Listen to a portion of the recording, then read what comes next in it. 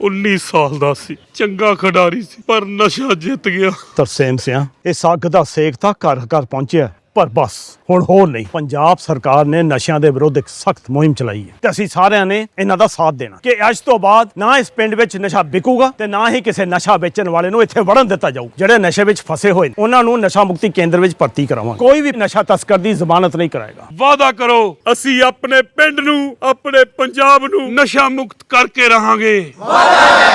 दोस्तों, जब से मिडिल ईस्ट में तनाव हुआ है तब से हर एक देश, खासकर इस्लामिक देश, लगातार अपने मुल्क को सुरक्षित करने में लगा हुआ है।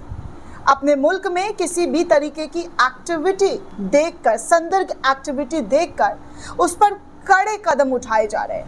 अब ऐसे में दोस्तों, ईरान के बाद एक और देश एक्शन मोड में नजर आ रहा है। जी हाँ, एक और मुस्लिम मुल्क एक्शन मोड में नजर आ रहा है। और अचानक से, जी हाँ अचानक से क्यों 22,000 लोगों को जेल की सलाखों के पीछे डाल रहा है, ये पूरी जानकारी इस रिपोर्ट में देने वाली हूँ कि क्या ऐसी वजह रही कि 22,000 लोगों को अचानक से जेल की सलाखों के पीछे डाल दिया गया। ऐसा क्या कारनामा किया होगा कि बड़ी तादाद 22,000, दोस्तों कोई कम छोटा मोटा आंकड़ा नहीं है कि 22 लोग हैं, 2200 भी नहीं है, बल्कि 22,000 है। और 22,000 का मतलब होता है कि एक बहुत बड़ा, जी हाँ एक बहुत बड़ा समूह, एक बहुत बड़ा लोगों का जत्था जिसको जेल के पीछे डाला गया है। दरअसल दोस्तों, एक रिपोर्ट निकलकर सामने आ रही है कि ईरान में रह रहे अफगानों पर वहाँ के प्रशासन ने कड़ा रुख अपना लिया है। यहाँ से कई लाख लोगों को उनके देश वापस भेजा जा रहा है। तो ईरान की कार्रवाई के बाद अब एक और मुस्लिम मुल्क अपने देश में रह रहे अवैध लोगों पर शिकंजा कसता हुआ नजर आ रहा है। एक देशव्यापी अभियान के तहत 22,147 लोगों को हिरासत में ले लिया गया है। यही नहीं, सरकार ने यहाँ तक कहा है कि हिरासत में लिए गए लोगों की कोई भी किसी भी तरीके से सहायता करता है तो उसे भी सलाखों के पीछे डाल दिया जाएगा और उस पर भी जुर्माना लगाया जाएगा। मतलब आप समझ रहे कि अगर उन लोगों का कोई और मदद करता है तो उनको भी जेल की सलाखों के पीछे डाल दिया जाएगा, उनके खिलाफ भी कार्रवाई की जाएगी। मतलब हेल्प करने वाले लोगों पर भी कड़े नकेल कसे जाएंगे, कड़ी कार्रवाई की जाएगी, ऐसा इस देश के जरिए फरमान सुनाया गया है। दरअसल रिपोर्ट में बताया जा रहा है दोस्तों कि कैसे, जी हाँ इस वक्त तमाम मुल्क अपने मुल्क के अंदर सुरक्षा और सिक्योरिटी को लेकर कड़े इंतजाम कर रही है। दरअसल दोस्तों, आपको बता दूं कि एनफोर्समेंट कैंपेन के तहत 24 से 30 जुलाई 2025 के बीच सऊदी अरब के गृह मंत्रालय ने रहन सहन और सीमा नियमों का उल्लंघन करने वाले व्यक्ति को हिरासत में ले लिया है। जी हाँ, ये कोई और देश नहीं बल्कि सऊदी अरबिया है, जहां पर रहन सहन और समय नियमों का उल्लंघन करने वाले व्यक्ति को हिरासत में लिया है। इसमें अवैध रूप से निवास कर रहे लोगों में सबसे ज़्यादा यानी कि 3,835 गिरफ्तारियां हुई हैं। इसके अलावा सीमा सुरक्षा उल्लंघनों के मामले में 4,772 व्यक्ति को गिरफ्तार किया गया, जबकि श्रम कानून के उल्लंघन के मामले में 3,540 गिरफ्तारियां हुई है। इसके अलावा आपको बता दूं दोस्तों कि अवैध रूप से प्रवेश करने का प्रयास कर रहे लोगों को भी गिरफ्तार किया गया है। जी हाँ, 1,816 लोगों को रोका गया है। इसमें 62% इथोपियाई, 36% यमनी और 2% अन्य देशों के लोग शामिल हैं। साथ ही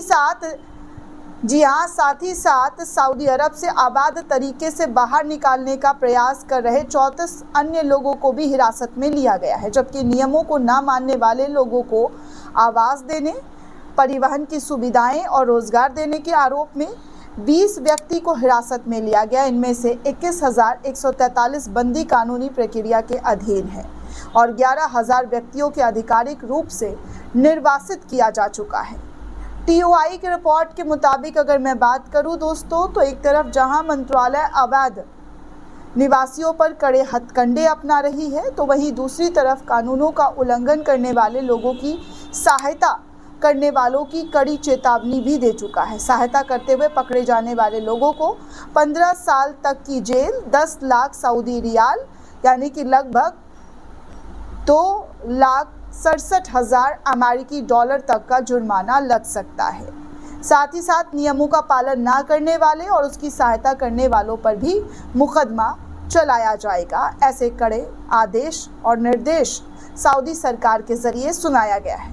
दरअसल दोस्तों, सऊदी सरकार के प्रिंस, जी हाँ, क्राउन प्रिंस मोहम्मद बिन सलमान अपने विजन 2030 को लेकर लगातार तैयारियों में लगे हुए हैं। सऊदी अरब को आर्थिक तौर पर मजबूत करना हो या फिर किसी भी तरीके से अपने दुश्मनों से निपटना हो, इसको लेकर तैयारियों में कोई भी कोई कसर नहीं छोड़ा जा रहा है, जिसको लेकर ऐसे ऐसे कदम उठाए जा रहे हैं, ऐसे ऐसे चीज़ें किए जा रहे हैं जो कि मतलब सुनने में ही अद्भुत और डरावना लग रहा है।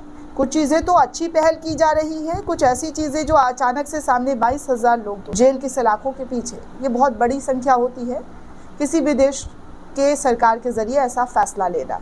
और ऐसे में सऊदी सरकार के ज़रिए ऐसे फैसले लिए गए हैं जिसको लेकर, जी हाँ, जिसको लेकर हर तरीके के सवाल जो है उठने लग गए हैं।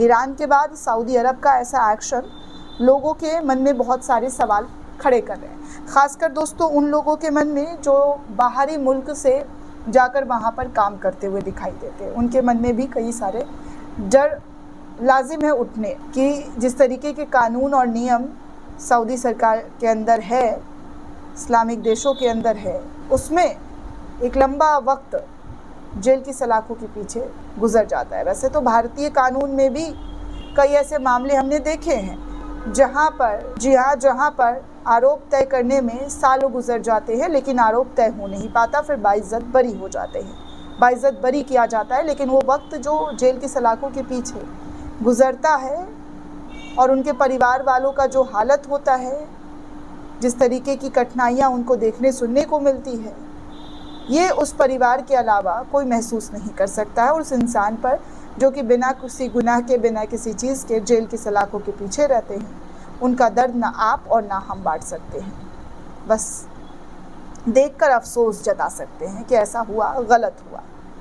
दोस्तों, इस पूरे रिपोर्ट को लेकर आपकी क्या राय है, हमें कमेंट करके ज़रूर बताइएगा। साथ ही साथ चैनल को ज़्यादा से ज़्यादा लाइक, शेयर और सब्सक्राइब करना बिल्कुल भी ना भूलें। शुक्रिया दोस्तों।